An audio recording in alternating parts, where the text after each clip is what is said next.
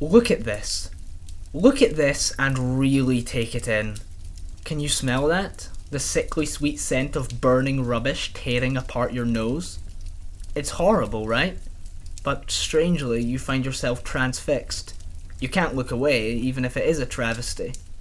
This is a dumpster fire.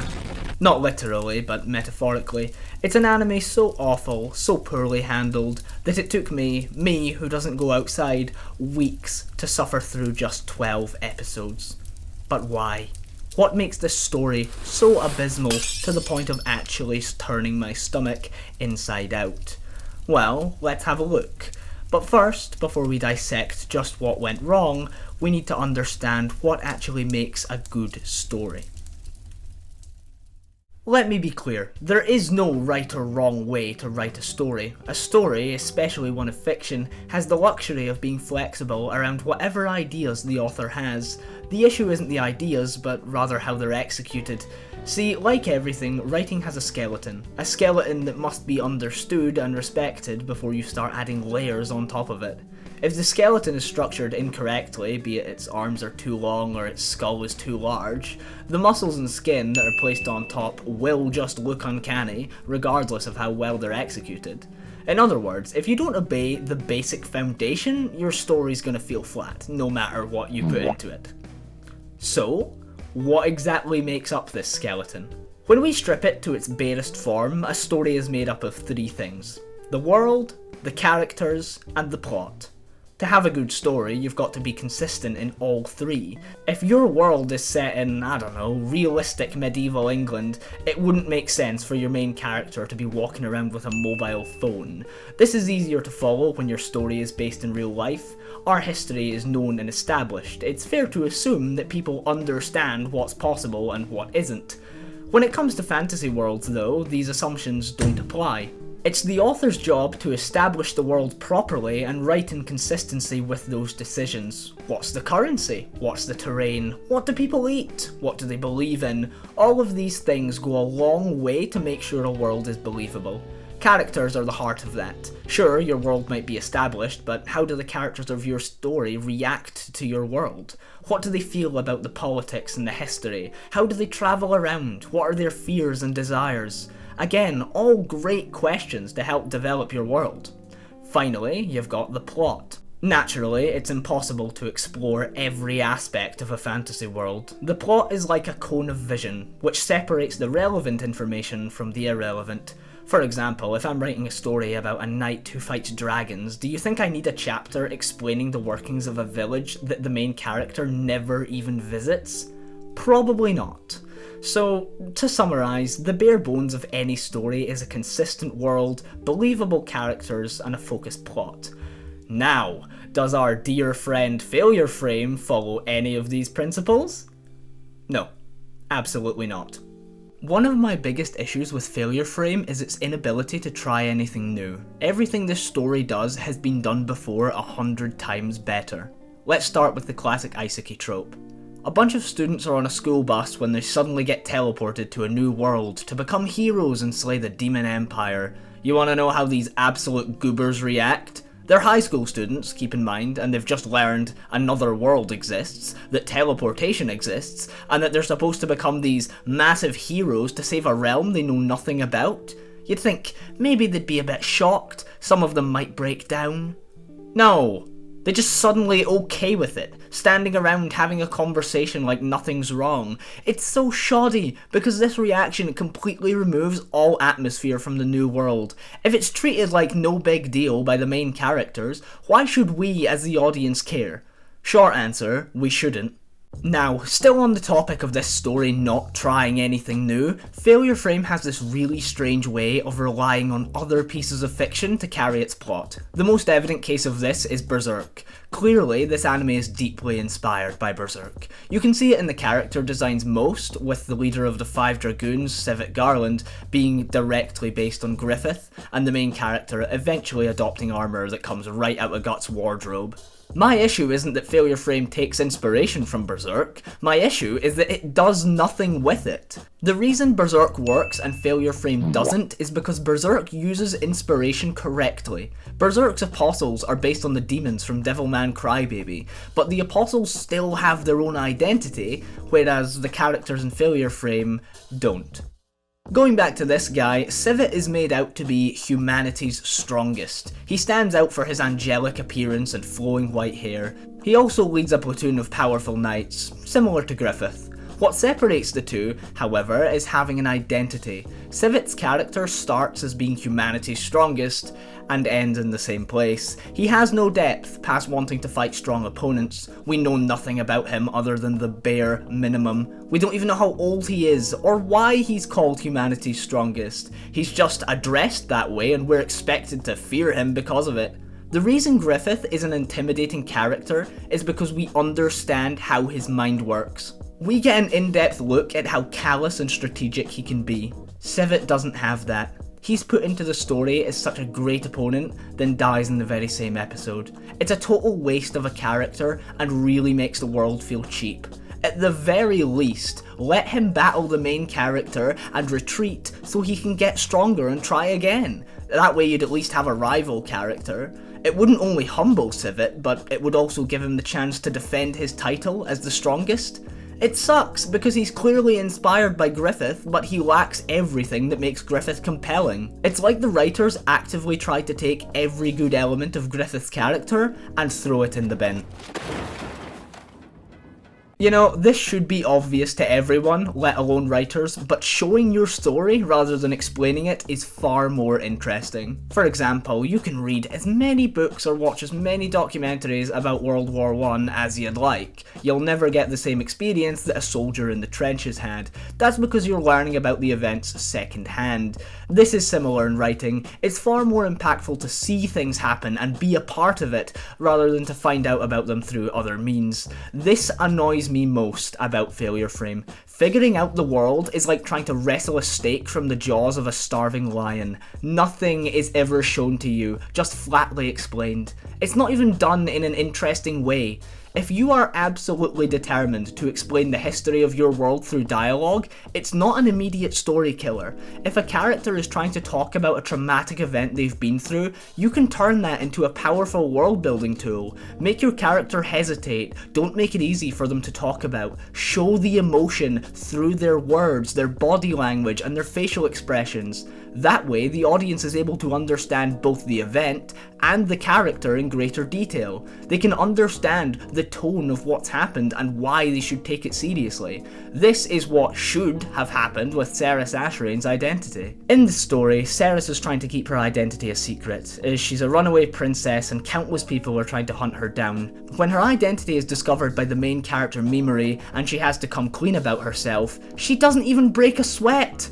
She's been going on an arduous journey all on her own, being hunted by many strong foes, and she just talks about it like it's nothing. No hesitation, no fear, no emotion whatsoever. It feels totally flat and undermines the seriousness of her quest. Just to talk about this a little further, the main character does this all the time. He talks like an edgy teenager who spent a little too long on 4chan.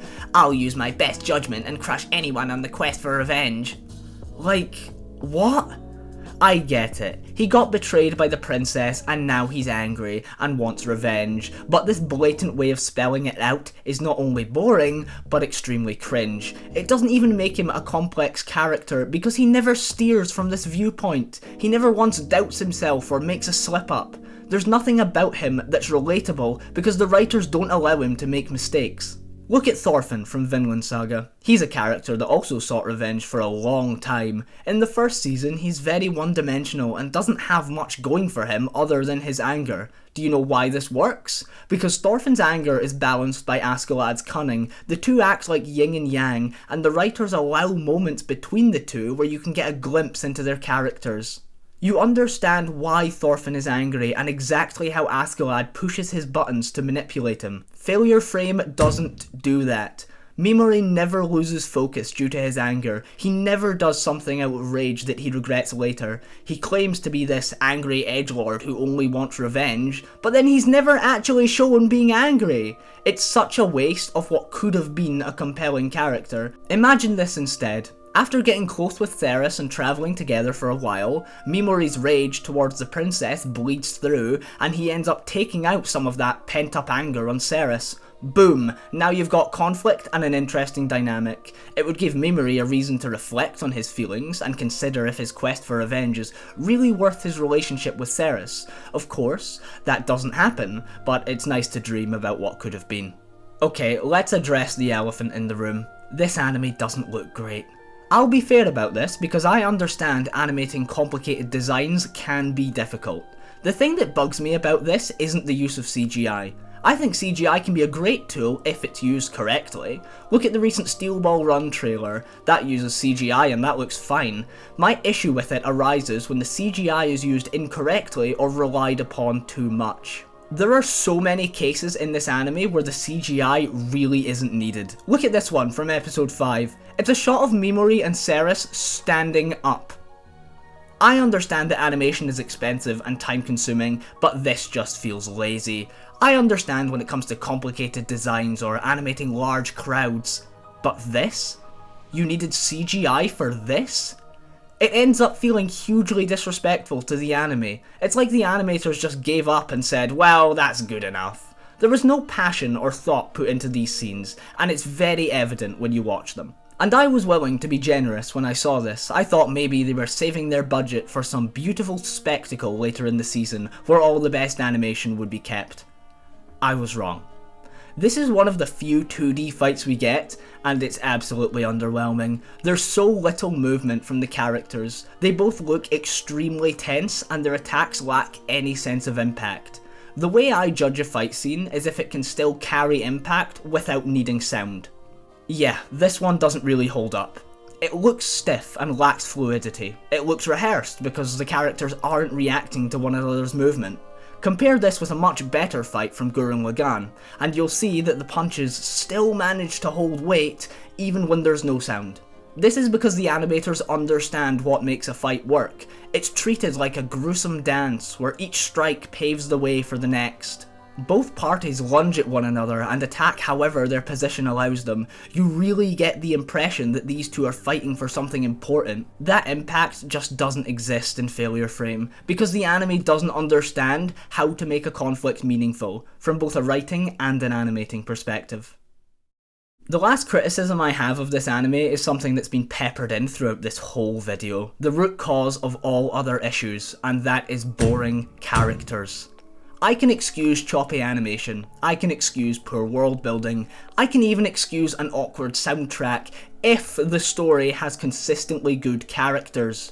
Unfortunately, this just isn't the case. This anime clearly bites off more than it can chew with its cast. In the first episode, we get introduced to Yasu, who's clearly the punching bag of the rest of the class. He's very timid and doesn't really speak up for himself. Then, when they're all transported to the new world, he gets abnormally good powers. Like, he is really strong now. You wanna know what he does with it? He uses his new powers to be a dickhead to the one person who treated him kindly. Like, why? In what world does that make any sense? Think of it like this. If you suddenly became a billionaire, would you rather give half your earnings to your best friend or someone who was consistently horrible to you? You'd choose your friend. It's a no-brainer, right? You want to look out for the people that have looked out for you. Not in Yasu's mind though. He decides to betray the one person who liked him because... well, I still don't know. It's baffling and weird and it makes no sense. It's not even like we get an explanation for this either. Yasu never mentions this again. He just goes about his new life like he didn't just throw his friend under the bus. This isn't the only case of inconsistent characters though. This guy, I don't know his name, is the leader of a sorcerer group called a Shinto. Now, they're trying to hunt down the main characters because they've teamed up with a runaway warrior and a child slave. At first, the Shinto seems somewhat competent. The leader realises what a stupid idea it would be to follow an enemy messenger into the woods where a trap may be waiting, so instead they take Ceres as a hostage. I was pleasantly surprised by this. I hadn't seen anyone come close to being competent yet, and finally someone was showing a flicker of common sense. I thought we might actually have a good villain on our hands. Now, since Mimori is trying to lay low, he doesn't actually claim that he killed Civet Garland, so instead, a Shinto take the responsibility for Civet's death so they can further strengthen their reputation. It's a nice little moment of consistency in the world building that I like to see. It shows that people actually care about Civet's death and they fear whoever defeated him. Of course, this little slot of good writing doesn't last. It's always one step forward, two steps back with this show. The Shinto just explain their master plan to Ceres? And sure, I guess that would make sense, if they were planning to kill her, but they aren't. The leader even says he wants to keep her alive so she can have his children. 1, ew. 2, why would you openly admit your plan to an enemy that you want to keep around? It's like they want to get caught for their lies. It's frustrating, because the writing was fine until that point. If the show just treated the audience with a little more respect, and didn't feel the need to explain everything every 2 seconds, this plan wouldn't have been half bad. I think what frustrates me most about this show is the fact that it could very easily be quite good. But it insists on lowering itself because it refuses to leave anything up to the imagination. If you removed every line of dialogue that was just explanation or recap, you'd chop the runtime down by a good 20 to 30%. That would leave room to develop the world and the cast to a point where they actually feel believable. Not once do we get a map of this land. We get no reference as to where the characters are at any given time. Mimori is supposed to be on this grand quest for revenge, but it's really hard to place yourself in his shoes when you've got no idea where he is and where he's trying to get to. It feels aimless, but it really shouldn't. It's such an easy fix. Just show the reader a scene of the group reading a map, or asking directions at a tavern. Something as simple as that would do wonders for the world building and the characters. Now, I want to refer back to the start of this video. I mentioned that a good story is made up of 3 things: consistent world, believable characters, and a focused plot. Failure Frame undoubtedly fails to meet these criteria. The world is so vague, the writers may as well be making it up as they go along. You never get names of places or important history or interesting local lore. It's all just the same place copy-pasted over and over again. The characters don't fare much better either. How am I supposed to relate to anyone in this story when they never allow themselves tender moments of growth? Never once does Mimori doubt himself. He's attempting something massive, and there's no proof it's even possible, and yet this subject is never addressed. I will admit though, this story does keep its plot in mind fairly well. At its core, this is a revenge story, and it never tries to be anything else. No matter what Mimori does, or who he meets, it's all to serve the same eventual end, which is to kill the goddess who betrayed him. But being consistent isn't the only thing that a plot needs. It also needs a way of keeping itself fresh so the audience doesn't tire of the same thing over and over again. A good example of this type of plot done correctly would be Monster. Monster is a story of a doctor hunting down a serial killer he saved when he was a child. The anime lasts 74 episodes and the goal doesn't ever change. It manages to stay interesting because the characters themselves are shaped by the journey. Their beliefs change and their way of interacting with the world is shifted by their experiences. It keeps the plot feeling fresh because the cast have always got something new to say. Failure Frame absolutely doesn't have this positive. The characters never change on their journey, and instead of being moulded by the plot, they stubbornly dig in their heels to fight against it.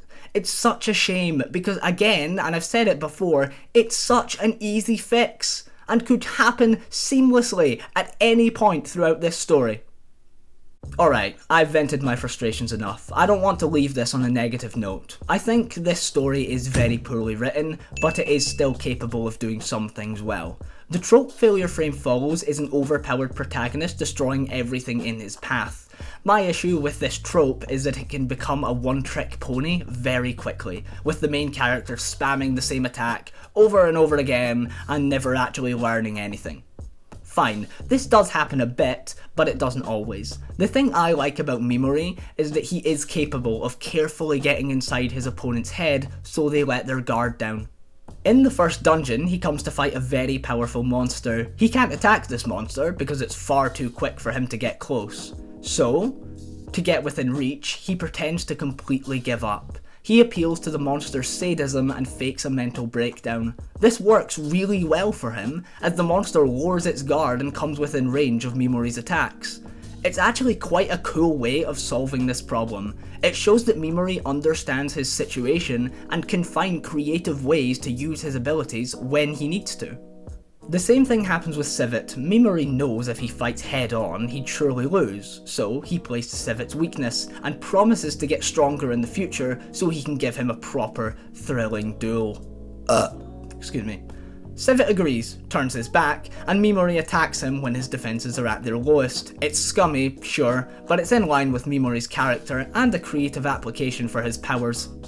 Okay, that was the only good thing that really stood out to me. I want to be clear though, I don't hate this anime. I'm just annoyed by how often it fumbles opportunities to be better. I wanted this anime to be good, and I still do. If this show somehow gets a second season, I'd really love to see the pace dialed back a bit, and the focus put more on the characters.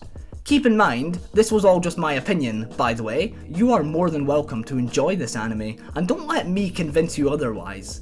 At the end of the day, it's all just a bit of fun. But yeah, that's about all I wanted to say. Thank you for watching this video. If you enjoyed, please do leave a like, and tell me what your favourite food is in the comments. Mine is Hawaiian pizza.